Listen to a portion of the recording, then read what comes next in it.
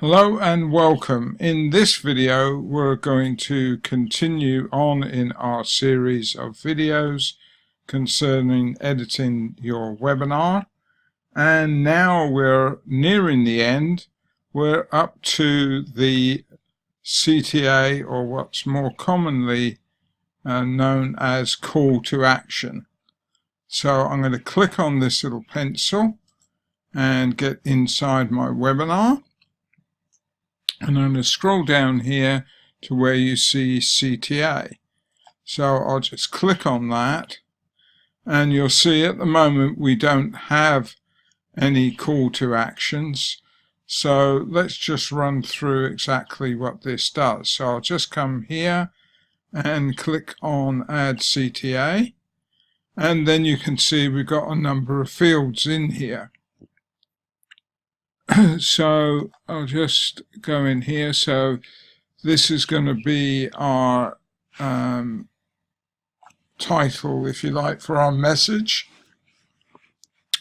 This is just for our own reference. So I'll, for example, use buy now, and then I will put a link in here. So let's just do something like this.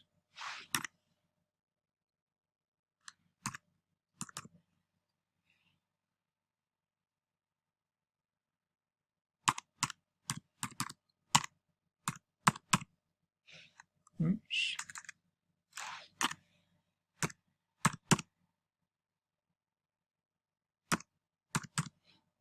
I think that might be the link, but we'll find out in a minute. So here we want the actual text that's going to appear on our button, our call to action button. So I could use buy now, or in fact let's do get instant access.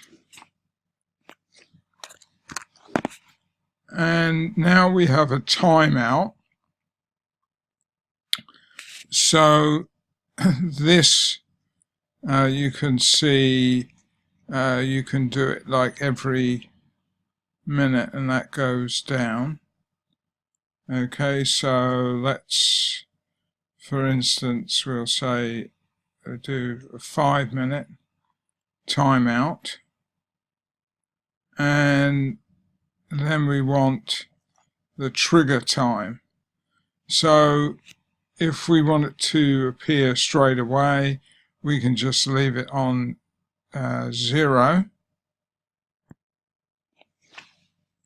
and then let's say we want it to time after 30 seconds. So I can just enter that and I'll save it. And we'll actually explain in more detail inside the actual webinar room video as to how you actually use this. You can of course have more than one call to action in here.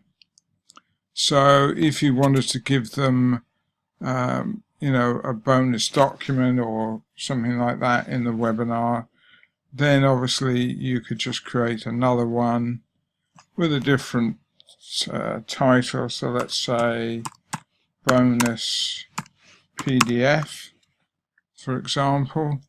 So you'd have a link to your PDF. Let's just put something in here.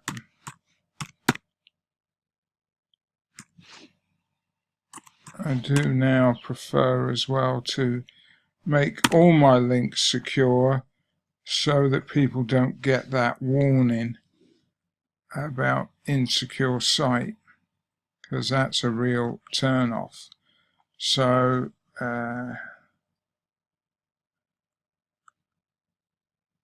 download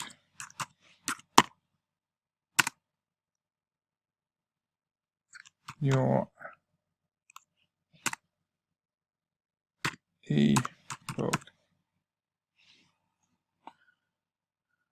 And again, I can put times in here, so you may need to just judge this right in terms of when you want it to appear and how long you want it to appear for.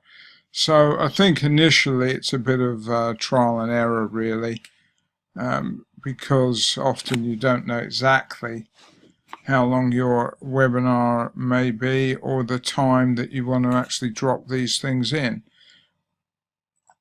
So that's it. Now we have 2 in here, so we'd be able to use those inside of our webinar, inside the join room, which say will be fully covered in another video. So that's it for this one, and next coming up will be the simulated chat. Very powerful feature, and I'll look forward to you joining me on that video soon. Thanks and bye for now.